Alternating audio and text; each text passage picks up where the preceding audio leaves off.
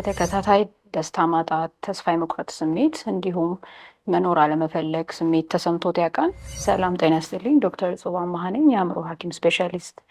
ዛሬ የምናወራው ከበድ ያለ ደስታ ማጣት ስሜት ወር የድብርት ህመም የምንለውን ሜጀር ዲፕሬሲቭ ዲስኦርደር ይሆናል። ሜጀር ዲፕሬሲቭ ዲስኦርደር ወር ደስታ የማጣት ስሜት ከበድ ካሉ የስሜት የመረባበሽ ህመሞች መሀል አንደኛው ሲሆን ማህበረሰባችንን ደግሞ በአብዛኛው ከሚያጠቁ የአእምሮ ህመሞች መሀል ዋነኛው ነው። ከባድ የድብርት ህመም የምንለው ምልክቶቹ 2 ሳምንት ወይንም ከዛ በላይ የሚቆይ ተከታታይነት ያለው ደስታ ማጣት ስሜት፣ በራስ የመተማመን ስሜት ማጣት፣ በፊት ያስደሱትን የነበሩ ነገሮችን እንደ በፊቱ አለማስደሰት ካለ፣ ተስፋ መቁረጥና በተከታታይ ራስን ለመጉዳት ማሰብ ወይንም ራስን ለማጥፋት መሞከር ዋና ምልክቶቹ ናቸው።